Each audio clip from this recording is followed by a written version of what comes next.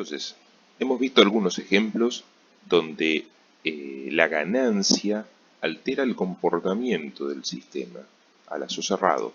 Por ejemplo, variando su velocidad, variando su error y variando su transitorio, su respuesta dinámica.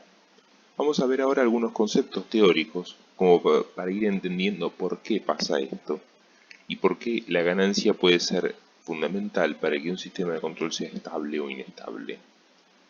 Lo primero es preguntarnos qué entendemos por estabilidad. Hay diferentes definiciones de estabilidad. Una es la de estabilidad absoluta, que básicamente se refiere a si un sistema es estable o inestable.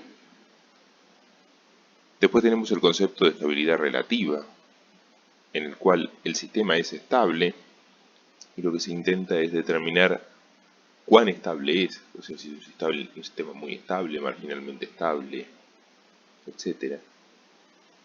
O el criterio de estabilidad vivo, de la sigla Bounded Input, Bounded Output, o sea, entrada acotada, salida acotada, en la cual se dice que un sistema es estable si la variable de salida es acotada para una entrada acotada. Bien, bueno, estas son más o menos palabras que vamos a ir utilizando. Ahora vayamos al núcleo de la cuestión. ¿Qué relación hay entre las raíces del lazo de control, de la función de transferencia del lazo y la estabilidad? Como vimos en algunos casos de los ejemplos que mostré, en la medida que aumentaba la ganancia, un sistema realimentado, por ejemplo, con 2 o 3 polos, se podía volver oscilatorio. Bien, entonces, ¿por qué pasa eso? Bien, veamos una definición teórica bien conceptual. Nosotros sabemos que una función de transferencia, por ejemplo la función de transferencia del lazo cerrado, podemos hacer una correspondencia con el tiempo a través de la transformada de Laplace, ¿sí? Sabemos que es la transformada de Laplace de la respuesta al impulso de esa planta, ¿sí? Y la transformada de Laplace, por definición, tiene esta forma. Es la integral entre 0 e infinito de la función en el tiempo, g de t, por e a la menos st diferencial t. Esta es la definición de transformada de Laplace, ¿sí? Es una definición puramente matemática. Si ahora yo aplico el operador módulo a ambos lados de la igualdad se mantiene. El módulo de g de s es igual al módulo de la transformada de Laplace de g de t. Y luego podemos aplicar una desigualdad en la cual decimos, bueno, este módulo va a ser menor o igual a la integral del producto de los módulos, ¿sí? En el caso de que esta función sea siempre positiva, esta desigualdad será una igualdad en realidad, y en el caso de que la función tenga partes negativas y positivas, bueno, esta relación va a dar un operador menor. Bien. Esto es una desigualdad algebraica. El módulo de un producto es menor o igual al producto de los módulos.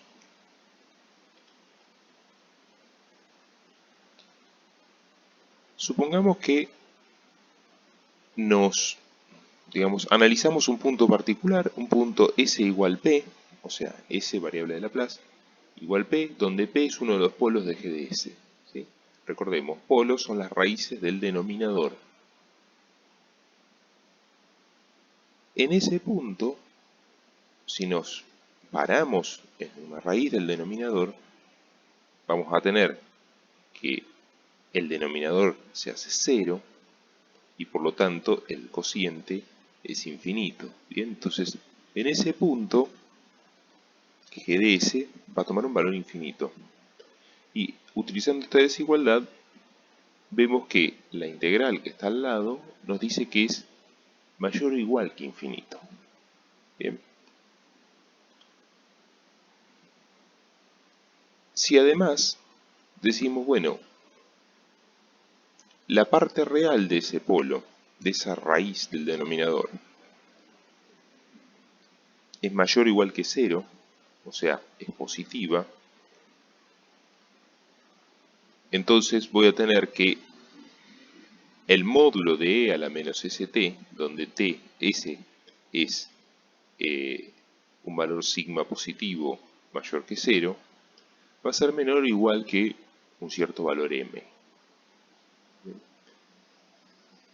Luego, cuando reemplazamos este módulo por un valor m constante, nos queda que la única forma de satisfacer esta desigualdad es que el módulo de g de t sea infinito. Y si el módulo de g de t es infinito, quiere decir que la respuesta al impulso diverge, ¿sí? La única forma que el módulo de esa función sea infinito es que la respuesta al impulso haya crecido indefinidamente. Bien. Entonces, vemos que bajo estas condiciones no se cumplen los requisitos de estabilidad vivo, entrada acotada, salida acotada. El primer corolario, y que nos va a acompañar durante toda la materia, es que para que un sistema sea estable, las raíces de la ecuación característica, o sea, básicamente el denominador de la transferencia de lazo cerrado, tienen que estar en el semiplano izquierdo del plano S. Si así no fuese, la respuesta en el tiempo va a diverger. Otra forma de verlo, esa es una definición bien matemática. Otra forma de verlo, también matemática, pero más trabajando sobre la función de transferencia, es decir, bueno, ¿qué forma tiene una función de transferencia de lazo cerrado? Esta que vemos aquí, G sobre 1 más G por H. Ya les dije que esta forma de transferencia la vamos a ver permanentemente porque es la transferencia de un lazo cerrado con alimentación negativa. Asumiendo que g de s es una función de transferencia de tipo cociente, o sea, con dos polinomios, un polinomio sobre otro, p sobre q, y que h de s es otro polinomio, ¿sí? Podría ser tranquilamente, si es en el caso de h una constante, bueno, será d de s igual a 1 y n de s será igual a k, ¿sí? Pero bueno, vamos a ponerlo bien genérico, suponemos que son dos polinomios. Si reemplazamos g y h aquí por estos polinomios y ordenamos los términos, nos queda esta forma de aquí. ¿Bien? O sea, una cosa de este tipo. Una suma de términos, un polinomio de potencias decrecientes en el numerador y otro en el denominador. ¿Bien? Aquí aclaro, m menor o igual que n, ¿sí? Lo que estoy diciendo es que la cantidad de términos en el numerador es menor a la del denominador. ¿Sí? Esto se aclara porque para que un sistema sea físicamente realizable, el denominador tiene que tener mayor orden que el numerador. ¿Por qué?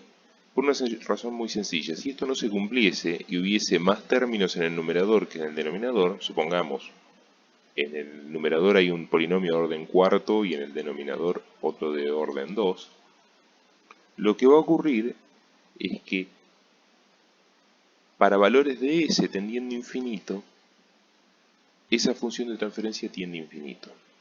Y eso es algo que es imposible de obtener en la práctica. No existe sistema físico que para una frecuencia infinita, cuando hablo de frecuencia infinita estoy relacionando el término S con la frecuencia, ¿sí? Tenga una función de transferencia infinita, ¿sí? Todos los sistemas físicos reales tienden a extinguirse o a atenuarse en la medida que la frecuencia toma valores muy elevados. Bien, entonces, para que eso ocurra, el denominador tiene que ser mayor al numerador o al menos igual para garantizar de que esa función es constante. Bien, hecha esta aclaración, entonces llegamos de nuestra definición de función de transferencia de lazo cerrado a un cociente de polinomios. Esos polinomios los podemos factorizar, ¿sí? Y representarlos como una multiplicación de términos de primer orden. Luego despejamos RDS de aquí, de manera que nos quede IDS, ¿sí? la salida de del lazo cerrado igual a el cociente de polinomios por la entrada, y luego podemos aplicar una antitransformada por tablas, ¿sí? Lo que vamos a observar, ¿sí?, por tablas es que cuando factoricemos los términos del denominador, estos términos del tipo S más P1, S más P2 se corresponden en el tiempo a respuestas exponenciales. ¿Sí? Ahora,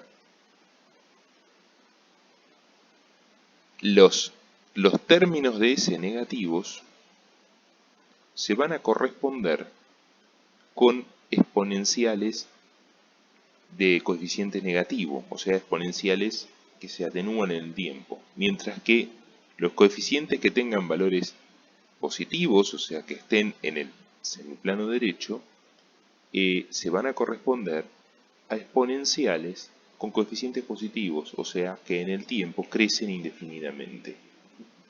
Aquí vemos, a través de este análisis y a través del uso de la antitransformada, que las raíces que están en el semiplano izquierdo del plano complejo sigma más j omega, el plano de Laplace, digamos el dominio de Laplace, se corresponden con respuestas que se amortiguan en el tiempo, que son decrecientes, ¿sí? Mientras que los que están en el semiplano derecho se corresponden a respuestas que se incrementan en el tiempo, o sea que divergen. Por último, todas las raíces que sean complejas, o sea que caen sobre el eje imaginario, se corresponden a respuestas de tipo senoidal, o sea, oscilatorias permanentes. No divergen ni convergen, oscilan en forma indefinida. Bien, aquí tenemos otra forma de interpretar la estabilidad en función de la posición de esas raíces del denominador. Bien. Bueno, básicamente todo lo que vamos a ver en estos temas de esta unidad de la materia tratan de responder a esa pregunta: ¿dónde están los polos del lazo cerrado de un sistema de control? ¿Para qué? Para saber si el sistema de control va a ser estable o inestable. Existen numerosos métodos para poder determinar la estabilidad de un sistema realimentado. Aquí he enumerado algunos. Está el criterio de Routh-Hurwitz, que es un método algebraico. Está el lugar de raíces, que es un método gráfico para poder representar los valores posibles de las raíces al lazo cerrado. Está el diagrama de Bode, también como método gráfico para analizar estabilidad de un sistema a través del módulo y fase de la función de transferencia. El criterio de Nyquist, que es otro método gráfico para poder evaluar la existencia o no de polos y ceros de lazo cerrado en el semiplano derecho. De todos estos que están aquí, nosotros nos vamos a enfocar en estos dos del medio, el lugar de raíces y el diagrama de Bode, por la razón simple de que son dos métodos gráficos que se pueden esbozar simplemente, digamos, podríamos decir a mano alzada, haciendo alguna cuenta básica, y que nos aportan un montón de información sobre el comportamiento del sistema, y además que tienen bastante vinculación entre ambos. El criterio de Nyquist es una herramienta mucho más sofisticada, también más compleja para dibujar e interpretar, digamos, existen muy pocos casos, situaciones donde sea necesario usar el criterio de Nyquist. En general, el uso del lugar de raíces y diagrama de Bode es suficiente para la gran mayoría de los problemas, y en particular los que vamos a tratar en esta materia. Así que bueno, hechas estas definiciones, vamos a ingresar ahora a ver el primero de estos métodos, lugar de raíces. Vamos a entender de qué se trata el lugar de raíces y cómo nos sirve para interpretar la estabilidad de un lazo de control.